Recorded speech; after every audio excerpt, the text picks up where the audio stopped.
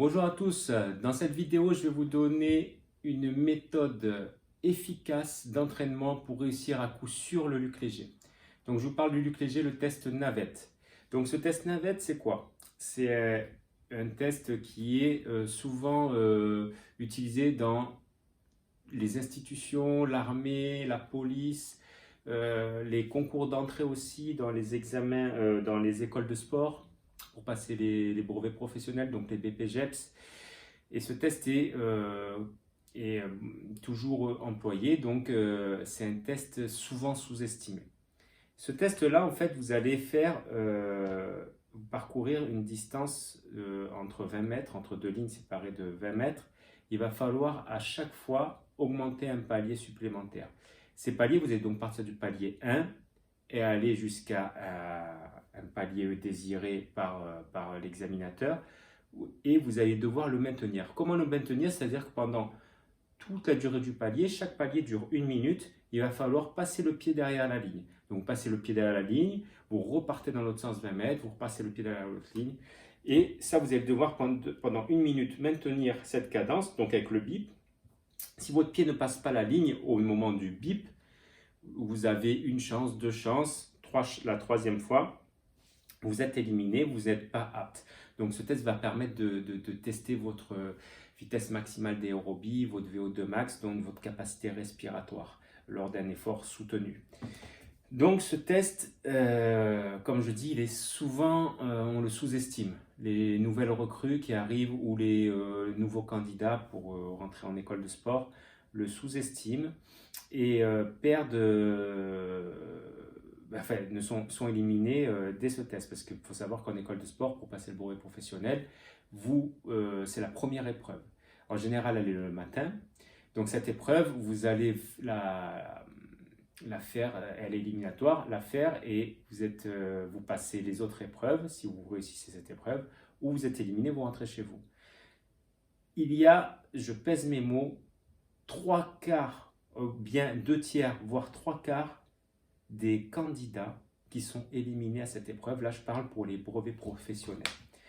Moi, pour l'information, je suis titulaire du brevet professionnel activité de la forme, mention musculation haltérophilie. Et pour ce brevet professionnel, pour réussir les tests d'entrée, il faut faire pour les garçons palier 10. C'est pour ça que dans cette vidéo, je vais vous parler du palier 10. Mais si vous êtes une fille, je crois que c'est palier 8. Donc annoncé, c'est-à-dire que vous devez aller au palier 10 pour les garçons annoncés, donc maintenir le palier 9 qui va durer 1 minute. Donc je rappelle, chaque palier va durer 1 minute et pendant 1 minute, il va falloir passer le pied derrière la ligne à chaque bip. Donc vous allez faire palier 1, vous partez, je crois que c'est 8-5 km/h, palier 2, 9, 3, 9, 5 et à chaque fois de monter de 0,5 km/h à chaque palier que vous devez tenir 1 minute. Donc pour les garçons, c'est arriver jusqu'au palier 10 annoncé. Souvent donc les gens on sous-estime ce test, arrivent, pensent que faire 20 mètres de course, des allers-retours, ça va bien se passer, ça va gérer et ils sont surpris parce que c'est un effort très très intense. Parce que palier 10, maintenir le palier 9 pour arriver au palier 10, c'est donc 12,5 km/h à maintenir pendant 1 minute. Comme ça, sur le papier, ça semble faisable pour n'importe qui fait du sport régulièrement. 12,5 km/h, c'est pas courir très vite. Sauf que là, pendant 1 minute, vous va falloir à chaque fois passer le pied et repartir dans l'autre sens. Donc vous faites un arrêt total et vous repartez dans l'autre sens. Donc il y a une accélération à refaire à chaque fois pendant 1 minute. Et je vous garantis que c'est très très épuisant, très très physique.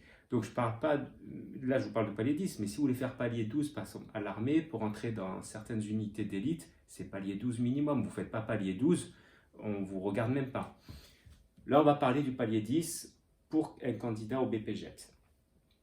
Donc il va falloir faire ce palier et le maintenir pendant 1 minute. Moi, je vais vous donner une méthode d'entraînement que vous allez appliquer dans votre protocole d'entraînement. Donc, je vais pas vous faire votre programmation. Vous avez votre prog. Donc, aussi, je reviens sur ça. Si vous devez passer le luc léger, les tests d'entrée à une certaine date, ne commencez pas à vous préparer un mois avant sur le luc léger sans savoir où vous en êtes. Parce que je vous dis, je répète, c'est une épreuve physique et qui surprend beaucoup de monde. Donc, préparez-vous au moins 3 mois à l'avance avec ça. Comment vous allez faire?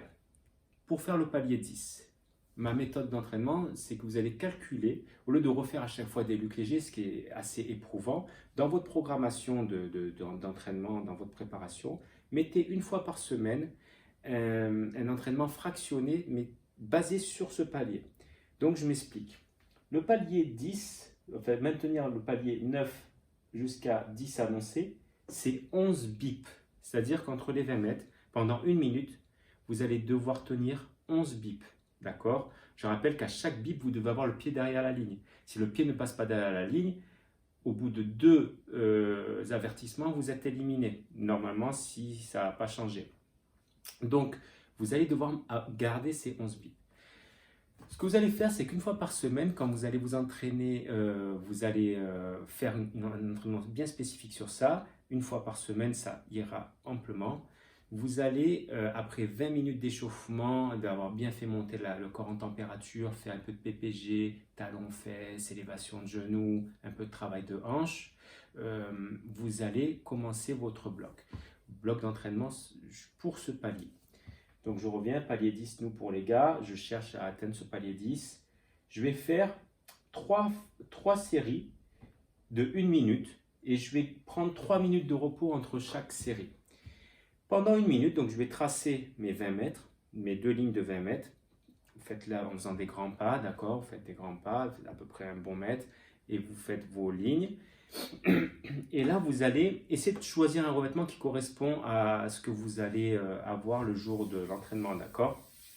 En général, c'est dans des gymnases, donc ça glisse un peu. Des fois, les gymnases, on peut être surpris, ou sur du goudron, ou terrain de tennis, d'accord? Mais essayez d'avoir un revêtement qui va correspondre au revêtement du jour J. Donc, vous allez tracer vos lignes, et là, vous allez partir sur 1 minute. Donc, vous prenez votre chrono, vous partez sur 1 minute et vous devez faire, donc je répète, du palier 9 à 10, c'est 11 bips. Vous devez faire 11 allers-retours.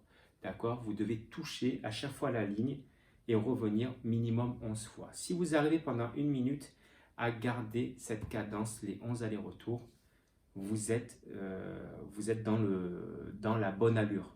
D'accord? Donc, prenez bien les 20 mètres, hein, pas 22 mètres, pas 18 mètres, mais essayez de faire un bon calcul de 20 mètres et vous faites 11 allers-retours. Vous prenez 3 minutes de repos, vous restez bien redescendre la pompe, vous récupérez et vous le refaites.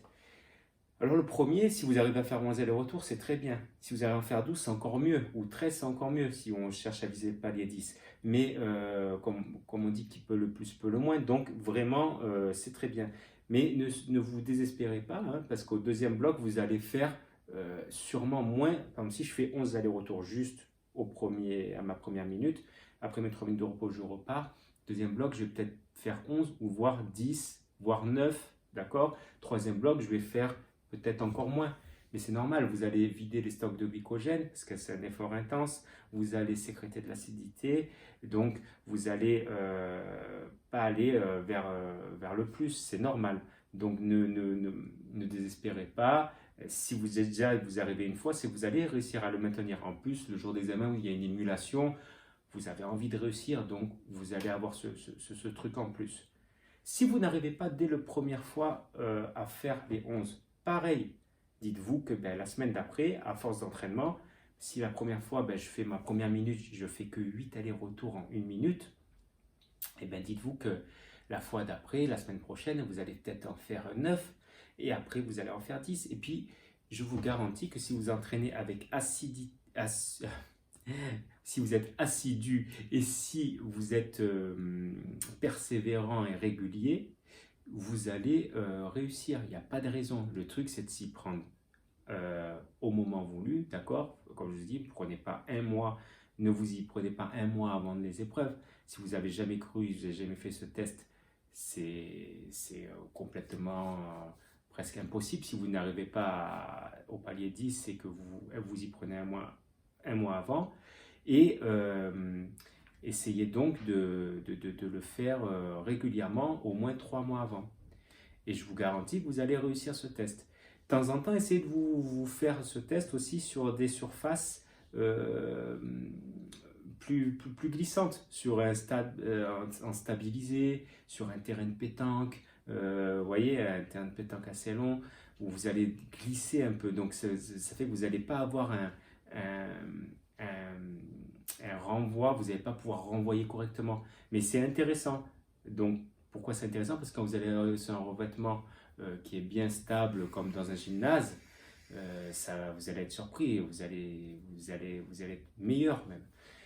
Donc faites cet entraînement régulièrement, au moins une fois et pas plus. Une fois par semaine, ça suffit. En plus des autres entraînements de run, hein, courez, faites du fond, faites du travail au seuil, faites des fractionnés classiques, des 10 x 400. Travaillez tout type d'exercice qui va permettre d'augmenter votre cylindrée. Mais ce travail-là, franchement, il est bien spécifique sur le palier que vous allez vouloir atteindre. Et je vous garantis que si vous le faites régulièrement, c'est sûr, il n'y a pas de raison que vous ne réussissiez pas votre test de Luc Léger.